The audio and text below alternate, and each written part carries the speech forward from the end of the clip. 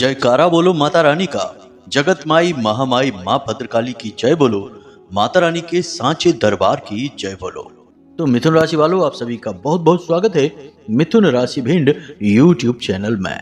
बंधुओं, चाहे आपकी जान ही क्यों ना चली जाए, चाहे स्थिति कितनी ही भयानक क्यों ना हो, कोई आपसे कितना ही गिड़गिड़ाए, मिन्नतें करे, लेकिन पूरे फरवरी किसी भी हालत में इन 3 स्थानों पर मत जाना।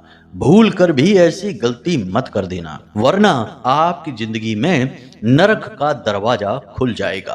अब तक आपने जो भी कष्ट सही हैं, जो भी तकलीफें, परेशानी, टेंशन बाजी देखी है, उन सब का 1000 गुना आपके जीवन में आएगा। ऐसी ऐसी भयानक बीमारियां, इतना कर्जा, इतना घाटा, इतना ग्रह कलेश और ऐसी ऐसी नकारात्मक भयानक ऊर्जाएं आपके जीवन में आएगी कि आप उनसे किसी भी तरह से निपट ही नहीं पाएंगे। फिर आपका भी अंत वही होगा जो इस संसार में कई अभागों का होता है, जिनके जीवन में फिर कोई मार्ग नहीं बचता है। जी हाँ बंधुओं, तो आपको ऐसी स्थिति में नहीं पड़ना है। पहले से ही आपको सावधान हो जाना है, सतर्क हो जाना है। हम आपके लिए आज यह कार्यक्रम इसीलिए लेकर आए हैं कि आपको समय रहते हम चेतावनी दे सकें, समय रहते आपको पूर्व ज्ञान दे सकें, जो हमारे आध्यात्मिक अनुभवों और माता रानी के द्वारा दी गई अनुभूतियों पर आधारित है। इसी के साथ साथ आपकी कुंडली में बन रही ग्रह, नक्षत्र और उनकी दशाओं पर आधारित है। यह कार्यक्रम आपके लिए उस औषधि के समान है जो बीमारी आने से पहले ही आपको दी जा रही है, ताकि आप बीमारी से प्रभावित हो ही नहीं। यानी कह सकते हैं कि यह ज्योतिष कार्यक्रम संजीवनी बूटी के समान कार्य करेगा, जो आपके जीवन में आ रहे कष्टों को, परेशानी और नकारात्मक ऊर्जाओं को पहले ही वापस लौटा देगा। जी हाँ बंधुओं, तो बस आपको करना यह है कि पूरे धैर्य के साथ, ठंडे दिमाग के साथ आज इस कार्यक्रम को देखना है।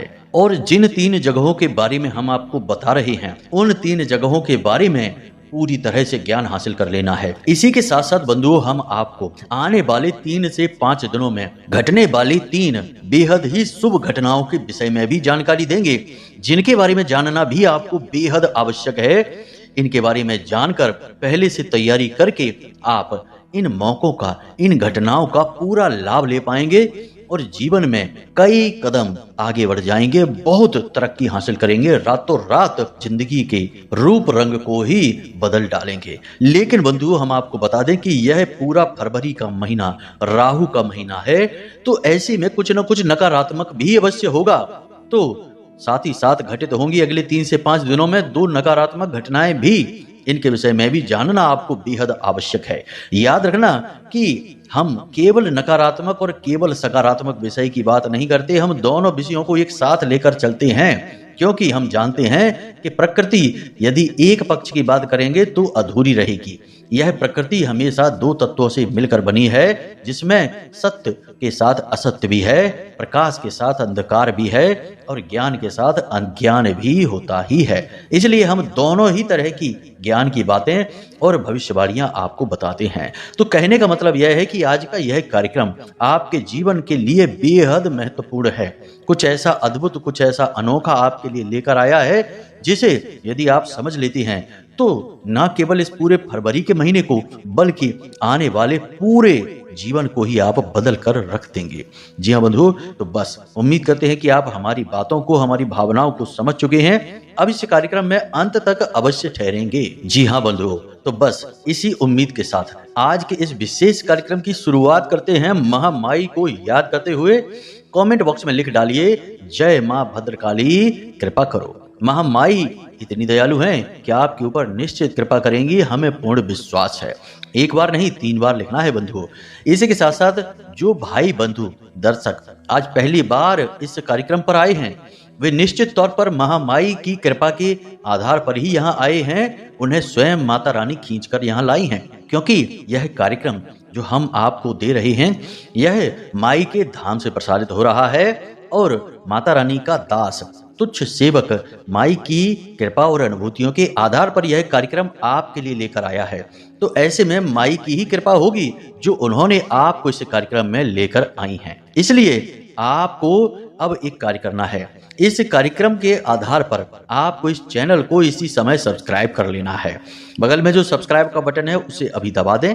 इसी के साथ साथ कमेंट बॉक्स में लिख दें कि मैं भी माई के परिवार का हिस्सा हूं। जब आप ऐसा लिखेंगे तो हमें बहुत अच्छा लगेगा। हमें लगेगा कि हमारी मेहनत और भक्ति सफल हो रही है, क्योंकि महामाई का परिवार बड़ा हो रहा है। नए बालक प्रतिदिन माई के परिवार से जुड़ रहे हैं और यह हमारे लिए गौरव की बात है। इसी के लिए तो हम मेहनत और प्रयास करते हैं, यही हमारा मुख्य लालच है। तो बस जल्दी से हमारे अनुरोध को मान लीजिए, लिख डालिए कि मैं भी माई के परिवार का हिस्सा हूं और चैनल को सब्सक्राइब कर डालिए।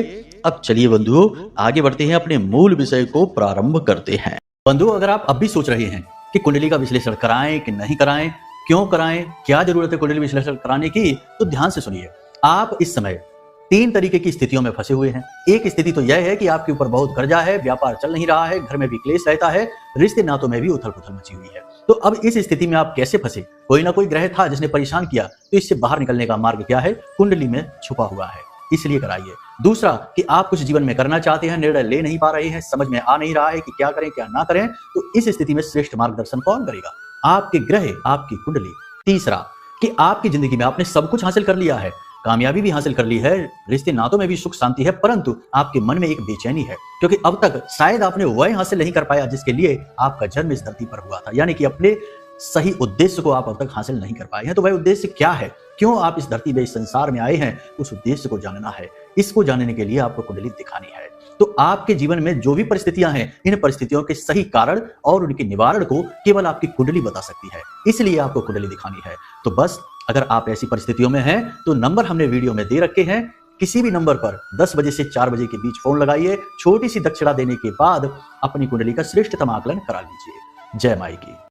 तो बंधुओं, अब ध्यान से सुनिए। सबसे पहले बात करते हैं आने वाले 3 से 5 दिनों में घटने वाली आपके ग्रह नक्षत्रों के आधार पर 3 सबसे शुभ घटनाएं। ध्यान से समझना, इन घटनाओं के आधार पर आपको कुछ जरूरी कार्य हैं जिन्हें गुप्त रूप से करना भी है। अगर आप समझ गए तो इन घटनाओं का आपको बहुत लाभ मिलेगा, वरना ये घटनाएं कब होंगी और कब चली जाएंगी आपको पता भी नहीं चलेगा, इनकी भनक तक नहीं लगेगी। तो सावधानी, सतर्कता बहुत जरूरी है, यही आपका मूल मंत्र है आने वाले 3 से 5 दिनों का। तो अब ध्यान से सुनिए, एक ऐसा व्यक्ति आपके जीवन में आने वाला है अगले 3 से 5 दिनों में, जो आपको कहीं ना कहीं किसी न किसी रूप में मदद करेगा। कोई आपका काम बनवाएगा, चाहे भले ही आपको उसको कुछ करना पड़े, कोई थोड़ी सी उसकी मेहनत आना देनी पड़े, किसी प्रकार की उसकी मदद करनी पड़े, लेकिन वह आपका बहुत बड़ा काम बना देगा। लंबे समय से कोई विवाद अटका पड़ा था, उस विवाद को सुलझाने में आपकी मदद करेगा, कहीं नौकरी दिलवाने में आपकी मदद करेगा, काम धंधे व्यापार में आपको पैसे की जरूरत है तो पैसे की जरूरत आपकी पूरी करने में मदद करेगा। किसी न किसी रूप में वह इंसान आपका मार्गदर्शन करेगा। कह सकते हैं कि ईश्वर की कृपा के आधार पर वह इंसान माध्यम बनकर आएगा और आपको आपके जीवन की किसी बड़ी मुसीबत से बाहर निकालने में मदद करेगा। याद रखना बंधुओं कि यह संसार एक माया नगरी है और माया नगरी में अच्छी बातें भी बुरी चाशनी में लपेट कर दी जाती हैं। मतलब कहने का यह है कि मिठाई भी थोड़ी सी कड़वाहट के साथ दी जाती है। तो ईश्वर के द्वारा दी गई मदद भी कहीं ना कहीं किसी न किसी रूप में हल्की बुराई को लेकर आएगी। तो वह इंसान हो सकता है कि आपका कोई विरोधी हो या कोई अनजाना व्यक्ति हो जिस पर आप एकदम से भरोसा ना कर पाएं, या फिर बदले में आपसे थोड़ी बहुत कोई इच्छा या मदद की मांग रखकर आपके लिए आगे बढ़कर आएगा। कहने का मतलब यह है कि जब वह इंसान आपके सामने आएगा, आपकी मदद करने की कोशिश करेगा, तो उसके प्रति आपके मन में शक का भाव, संशय का भाव अवश्य उत्पन्न होगा कि ये ऐसा क्यों कर रहा है, क्यों हमारी मदद करना चाहता है, अरे इसके पीछे तो बहुत बड़ा लालच छिपा है, ये तो अपना मतलब सीधा करना चाहता है। कुछ इस प्रकार की बातें आपके मन में आएंगी और यही होता है, कलयुग का यही प्रभाव है। इसी वजह से तो लोग आगे नहीं बढ़ पाते हैं। शक और संशय और वहम, इंसान को रोक कर रख देता है। एक खूंटे की तरह कार्य करता है जिसमें पशु जीवन भर बंधा रहता है, वैसे ही इंसान बंधा रहता है अपने वहम शक के खूंटे से। आपको अपनी तर्क शक्ति का प्रयोग करना है, बुद्धि का प्रयोग करना है और हर बात की गहराई को समझना है कि जो मदद वह आपकी करने वाला है बदले में आपसे क्या मांग रहा है, कितना मांग रहा है। यदि हल्की फुल्की कोई बात है तो समझ जाइए कि यह काम करवाने का अवसर आ गया है। अब आप अपना काम करवाइए, अपनी मुसीबत से छुटकारा प्राप्त करिए। उम्मीद करते हैं आप हमारी बातों को समझ रहे हैं, क्योंकि कभी कभी बातें थोड़ी सी कठिन हो जाती हैं समझाने में भी और समझने में भी।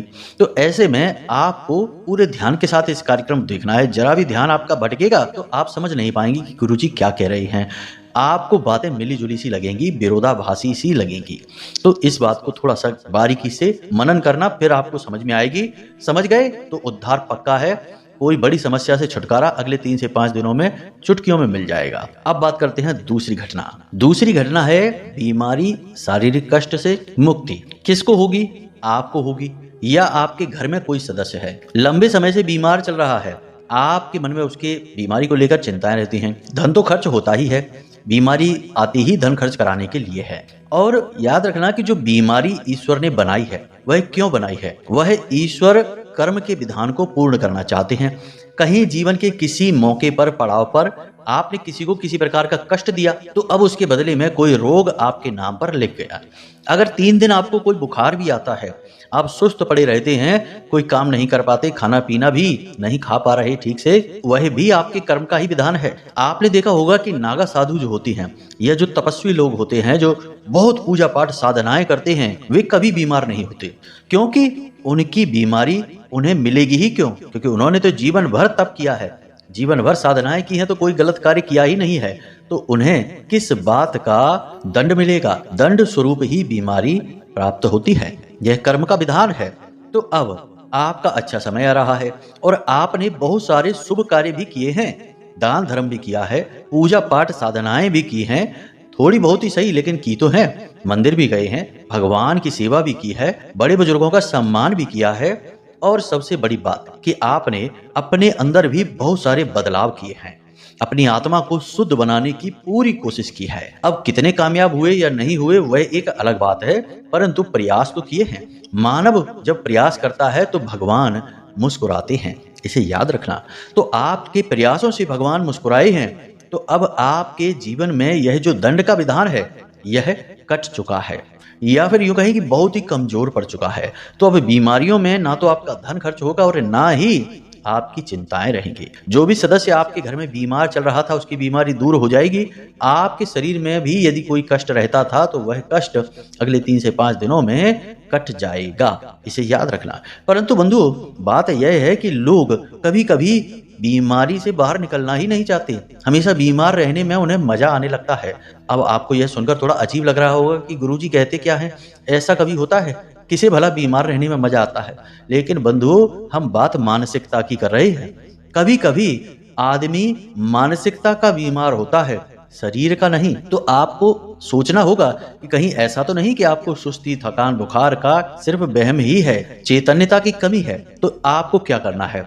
सबसे पहले अपना खान पान सुधारना है, आचार व्यवहार सुधारना है, नियमबद्ध तरीके से जीवन जीना है, थोड़ा सा योग, प्राणायाम, कसरत वगैरह को अपने शरीर में, अपने जीवन में शामिल करना है। और आप देखेंगे कि कैसे आपके जीवन में जो सकारात्मक ऊर्जा आ रही है ईश्वर के प्रसाद के रूप में, वह साफ साफ आपको आती दिखाई देगी। अब थोड़ा प्रयास तो आपको करना ही पड़ेगा। अब आप सोचे कि बैठे रहें हाथ पर हाथ धरे और भगवान आ जाए जिंदगी बदल डालें, ऐसा नहीं होता है। तो यह तो थी दूसरी। अब तीसरी खबर, इसे आप जरा ध्यान से समझिए, क्योंकि यह आपके दिल से जुड़ी हुई है। किसी ऐसे व्यक्ति के साथ जिससे आप बहुत अधिक प्रेम करते हैं, किसी भी रूप में प्रेम हो सकता है, प्रेम तो प्रेम होता है, उसके रूप अलग अलग अवश्य हमें दिखाई देते हैं, परंतु केंद्र में भाव एक ही होता है। तो किसी से आप बहुत अधिक प्रेम करते हैं, लेकिन वह आपके प्रेम को समझ नहीं पा रहा है, लंबे समय से आपको भावनात्मक दुख पहुंचा रहा है, अपनी बातों से, अपनी हरकतों से, अपने कार्यों से आपको दुखी कर रहा है। लेकिन अब कुछ ऐसा होगा कि अगले 3 से 5 दिनों में वह आपके नजदीक आने लगेगा, आपके प्रेम का जवाब प्रेम से ही देने लगेगा, आपकी भावनाओं की कदर करने लगेगा। अचानक उसके स्वभाव में यह परिवर्तन आपको महसूस होगा। जब आपको यह परिवर्तन महसूस होगा तो ऐसा लगेगा आपको जैसे कि शायद, क्योंकि हमने पहले ही कहा कि यह कलयुग है, माया नगरी है, अच्छाई के साथ बुराई हमेशा आती है। तो आपके मन में ये ख्याल पहले आएंगे कि यह अचानक से क्या हो गया, ऐसे इसका स्वभाव क्यों बदल गया, कहीं नाटक तो नहीं कर रहा है, कहीं कोई जाल तो नहीं बिछा रहा, हमें बेवकूफ बनाने की कोशिश तो नहीं कर रहा। इस प्रकार की बातें आपके मन में अवश्य आएंगी, लेकिन आपको इन बातों को साइड में रख देना है। प्रेम का जवाब प्रेम से ही देना है। आपका रिश्ता मजबूत हो जाएगा। अब चाहे यह रिश्ता पति पत्नी का हो, या फिर प्रेमियों का हो, या फिर भाई भाई का हो, या पिता पुत्र का हो, कोई भी रिश्ता हो, हर रिश्ते के लिए यही नीति लगेगी। आपको शक बहम अपने मन में नहीं रखना है। तो ये तो हमने बता दिया आपको शुभ घटनाएं। अब अशुभ घटनाएं दो हमने आपको पहले ही बताई थी कि होंगी जरूर, इन्हें भी ध्यान से समझिए। भीड़ भाड़ भरे रास्तों पर, भीड़ भाड़ भरे जगहों पर राहु का वास होता है। इसीलिए आपने देखा होगा कि अक्सर ऐसी घटनाएं घट जाती हैं, चाहे तीर्थ स्थल हो, चाहे पवित्र धार्मिक जगह हो, या यूं ही किसी सत्संग का, मेला पंडाल का कोई भी समारोह समागम हो। भीड़ यदि इकट्ठी होती है तो कभी कभी नकारात्मक घटना घट जाती है, भगदड़ मच जाती है, और अच्छा शुभ जो पल होता है वह नकारात्मक पल में बदल जाता है। चुटकियों में ऐसा हो जाता है, और चुटकियों में घटती है घटना राहु की वजह से। तो आपको क्या करना है, भीड़ भाड़ भरे इलाकों से दूर रहना है। बाजार में जिस इलाके में भीड़ भाड़ बहुत होती है, अगले 3 से 5 दिनों में उन जगहों पर आपको नहीं जाना है। बहुत सावधानी के साथ जाना है, दुर्घटना हो सकती है, कोई हादसा हो सकता है। दूसरा कि आपको भारी मशीनरी, इलेक्ट्रॉनिक सामान का प्रयोग बहुत सोच समझकर करना है। सोशल मीडिया का प्रयोग भी बहुत ही सोच समझकर करना है, सावधानी के साथ करना है। कोई गलत हरकत आपके साथ हो सकती है, कोई गलत कार्य आपके साथ हो सकता है, छोटी मोटी दुर्घटना हो सकती है, हादसा हो सकता है, हमने पहले ही आपको कह दिया है। तो सावधान रहकर करें। सोशल मीडिया पर समय कम से कम बिताएं। अधिक समय यदि आप बिताएंगे, आपका राहु नकारात्मक हो जाएगा, कई जगहों पर आपको कष्ट देना शुरू कर देगा। तो इस कार्य को नहीं करना है। सोशल मीडिया पर समय कम से कम बिताएं। अपनी और अपने परिवारजनों की, अपने प्रेमी जनों की तस्वीरें सोशल मीडिया पर पोस्ट ना करें, इससे भी राहु नकारात्मक होता है। अब आपको सुनकर आश्चर्य होगा, एक बिल्कुल नई ताजी घटना हमारे परिचित हैं, उनके बारे में हम आपको बताते हैं कि उनकी आदत थी कि वो जगह जगह मंदिरों में जाते थे अपने परिवार को साथ लेकर, अपनी पत्नी, अपने बच्चों को लेकर, और हर जगह जहां भी जाते थे वहां की 10-20 फोटोएं खींचकर पूरे परिवार के साथ की और सोशल मीडिया पर अपलोड कर दिया करते थे। कई दिनों से उनका यह कार्य चल रहा था। एक बार कुछ ऐसा हुआ कि किसी तीर्थ स्थल पर गए, फोटो वगैरह खींची और उन्होंने अपलोड की, और जब लौट कर आ रहे थे तो ऐसा एक्सीडेंट हुआ, ऐसी दुर्घटना हुई कि सभी लोगों को हॉस्पिटल जाना पड़ा। अब मन में तो यह विचार आएगा कि मंदिर होकर आ रहे थे, पवित्र जगह से होकर आ रहे थे, तो ऐसा कैसे हो सकता है। तो आप याद रखिए कि दुर्घटना भी राहु की ही देन है। आप अपने परिवार और अपने धर्म को सोशल मीडिया पर लेकर जा रहे हैं, प्रचार कर रहे हैं, यह राहु को नकारात्मक बना देता है। और हुआ भी यही कि ज्यादा दिन तक यह कार्य नहीं चल पाया, 3-4 महीने ही उन्होंने यह कार्य किया और भयानक दुर्घटना के शिकार हो गए। अब तो हालत ठीक है, कोई बड़ा नुकसान नहीं हुआ है, लेकिन दुर्घटना तो दुर्घटना ही होती है, दिल तो दहल ही जाता है, समय, ऊर्जा और पैसा तो खराब होता ही है। तो अब आप समझिए कि ये चीजें किस प्रकार कार्य करती हैं।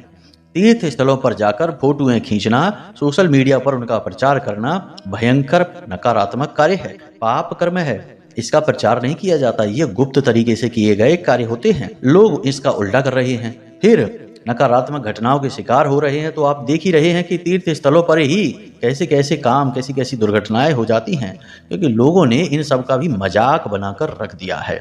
आपको ऐसा नहीं करना है, सावधान रहेंगे तो बचे रहेंगे। अब यहाँ तक हमने आपको अच्छी बुरी सभी घटनाएं आपको बता दी हैं, इनको बारीकी से समझना है और जीवन में आ रहे परिवर्तनों पर पूरी नजर रखनी है। याद रखना बंधुओं कि समय अपने आप बदलता है, अच्छे से बुरा और बुरे से अच्छा बनता है, लेकिन बुद्धिमान इंसान ही समय के इस बदलाव को समझ पाता है, महसूस कर पाता है। मूर्ख इंसान तो समय के फेर को ही नहीं समझ पाता, बस उलझ कर रह जाता है। तो आपको बुद्धिमान बनना है, समय की चाल को समझना है, धीरे धीरे इन्हीं संकेतों और इन्हीं कार्यों के माध्यम से बड़े बदलाव आ जाएंगे। याद रखना कि इमारत कितनी ही बड़ी क्यों ना हो, लेकिन शुरुआत एक ईंट से ही होती है। ऐसे ही छोटी से छोटी घटना भी जीवन में बड़ी से बड़े बदलाव को ला सकती है। तो बस सावधानी रखनी है। अब हम आपको बताने जा रहे हैं उन 3 स्थानों के विषय में जहां आपको भूल कर भी नहीं जाना है इस फरवरी के महीने में। सबसे पहला स्थान, जहां कलयुग का वास हो वहां आपको नहीं जाना है, क्योंकि वहां राहु पूर्ण रूप से नकारात्मक होकर बैठा है और आपके लिए राहु बेहद महत्वपूर्ण है इस पूरे फरवरी के महीने में। तो राहु को नकारात्मक बनाना मतलब कि अपनी जिंदगी खुद खतरे में डालना। तो ऐसा नहीं करना आपको। अब कलयुग कहाँ रहता है, यह प्रश्न तो आपके मन में आया होगा। तो मूल तौर पर कलयुग 4 स्थानों पर रहता है श्रीमद् भागवतम के अनुसार। पहला स्थान, जहाँ वेश्यावृत्ति का कार्य होता है। दूसरा स्थान, जहाँ जुआ खेला जा रहा है। तीसरा स्थान, जहाँ शराब पी जा रही है। और चौथा स्थान, जहाँ लंपट अनर्गल प्रलाप कर रही हैं। अब यह चौथा स्थान और समझ लीजिए कि जहां पर 4 लोग बैठकर किसी 5वें व्यक्ति की बुराई कर रहे हैं, नकारात्मक बातें कर रहे हैं, अपना दुखड़ा रोना रो रहे हैं और दुख तकलीफों के बारे में बात कर करके एक दूसरे की खिंचाई कर रहे हैं। ये बहुत ही गलत कार्य है। इससे नकारात्मक ऊर्जा उत्पन्न होती है और यहाँ पर कलयुग का वास होता है। यह श्रीमद् भागवतम कहती है और श्रीमद् भागवतम जीवन का चरित्र है। आपको जो बातें जीवन में बहुत कुछ सिखाती हैं वे हमारे पुराणों और वेदों से ही आती हैं, इसलिए इस बात का ख्याल रखना है। दूसरा स्थान, ध्यान से सुनिए, ऐसा स्थान जहां पर नकारात्मक चीजें बिकती हैं बाजार में, जैसे कि मांस, शराब आदि बेची जाती है। बाजार में कई स्थान ऐसे होते हैं जहां पर विशेष तौर पर इन चीजों की दुकानें होती हैं, जहां मांस बेचा जाता है, शराब वगैरह बेची जाती है। उन गलियों से, उन स्थानों से होकर भी आपको नहीं गुजरना है। ऐसे स्थानों पर भूत प्रेतों की, तंत्र मंत्र की नकारात्मक ऊर्जाएं भटकती रहती हैं और आप देखेंगे कि जो लोग ऐसे स्थानों से बस गुजर ही रहे हों, उनके जीवन में अचानक से कभी कोई नकारात्मक घटना घट जाती है। अचानक से उनके काम बनने बंद हो जाते हैं। कई बार हमने यह महसूस किया है। कुछ लोग कहते हैं, गुरुजी हमारा काम तो सब अच्छा चल रहा था, अचानक से कैसे काम में रुकावट आ गई, बनते काम बिगड़ने कैसे लगे। हमने देखा उनकी कुंडली, कोई दोस्त तो दिख नहीं रहा है, ग्रह नक्षत्र भी ठीक ठाक हैं, सब कुछ ठीक लग रहा है। फिर जब बातें लंबी हुई तो बातों में हमने पूछा कि कहीं तुमने ऐसे किसी स्थान पर जाना शुरू तो नहीं कर दिया जहां पर कि मांस वगैरह बेचा जाता है, बनाया जाता है, होटल वगैरह है ऐसा, या फिर जहां शराब वगैरह का विक्रय होता है, लोग शराब पीते हैं बैठकर, ऐसे किसी स्थान पर तो नहीं जाने लगे हो। तो लोग बताते हैं, एक व्यक्ति थे, उन्होंने बताया कि हम शॉर्टकट लेने के चक्कर में उस गली से गुजरते थे जहां मांस की दुकानें थीं, बहुत सारा मांस बेचा जाता था। उस गली से हमने गुजरना शुरू कर दिया शॉर्टकट के चक्कर में, तो बस वहीं से उनकी बर्बादी शुरू हो गई। 10 से 15 दिन लगातार गुजरे हैं, उसके बाद उनके जीवन में नकारात्मकता आ गई, काम में रुकावटें होनी शुरू हो गई। तो ऐसा आपको नहीं करना है। ऐसे काम शास्त्रों के विरुद्ध होते हैं और शास्त्र क्या हैं? जीवन का चरित्र है। जो शास्त्रों की नहीं सुनता है, बाद में जीवन उसकी नहीं सुनता है। तो ऐसी गलती ना करें। आप ध्यान से सुने, तीसरा स्थान। तो बंधुओं, तीसरा स्थान कहें या तीसरा व्यक्ति कहें, जी हाँ, किसी ऐसे व्यक्ति के साथ आपको नहीं बैठना है या ऐसे स्थान पर नहीं बैठना है जहां कोई व्यक्ति अपने जीवन का दुखड़ा रो रहा है। जी हाँ बंधु, अब यह सुनने में आपको थोड़ा अच्छा नहीं लगेगा, लेकिन सत्य है तो हम बता रहे हैं कि अपने जीवन का दुखड़ा रो रहा है, अपने जीवन की दुख भरी कहानी सुना रहा है, दुखी हो रहा है। आपको उसके साथ 1 सेकंड भी नहीं रुकना है। कोई बहाना बनाकर वहां से निकल जाइए या बातों को बदल दीजिए, क्योंकि जैसे ही वह इस कार्य को शुरू करेगा, वह आपकी संपूर्ण सकारात्मक ऊर्जा को बिल्कुल समाप्त कर देगा, सूख जाएगा।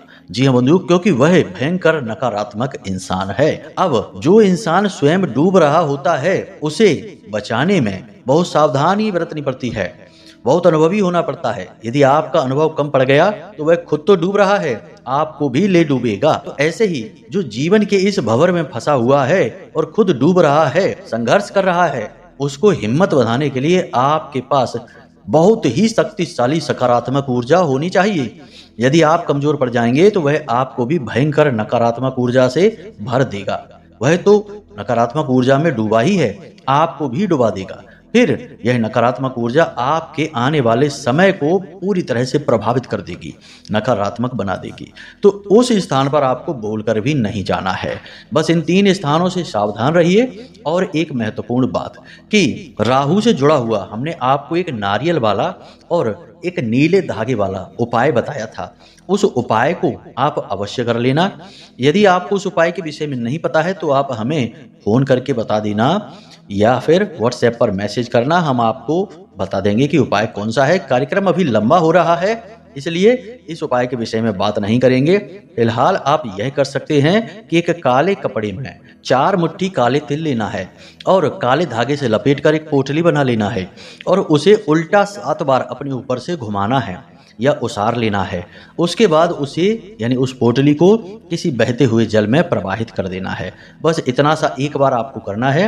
राहु यदि आपके लिए नकारात्मक होगा तो वह सकारात्मक हो जाएगा और इस पूरे फरवरी आपको गजब की कामयाबियां देगा। तो चलिए आज के इस कार्यक्रम को यहीं समाप्त करते हैं। अब यदि कोई प्रश्न आपके मन में उठे या कुंडली का विश्लेषण कराना हो तो नंबर हमने वीडियो में दे रखा है, उस नंबर पर फोन करिए और सारी जानकारी दीजिए। हम स्वयं आपकी कुंडली का विश्लेषण करेंगे और आपका मार्गदर्शन करेंगे। तो चलिए बंधु, आज के इस कार्यक्रम को यहीं पर समाप्त करते हैं। हमेशा हंसते रहिए, सकारात्मक रहिए, महामाई पर, माता रानी पर अपनी आस्था और विश्वास बनाकर रखिए, क्योंकि आपका कल्याण तो वहीं से होना है। तो प्रेम से बोलिए जय माई की, जय मां भद्रकाली। महामाई आपका कल्याण करेगी। धन्यवाद।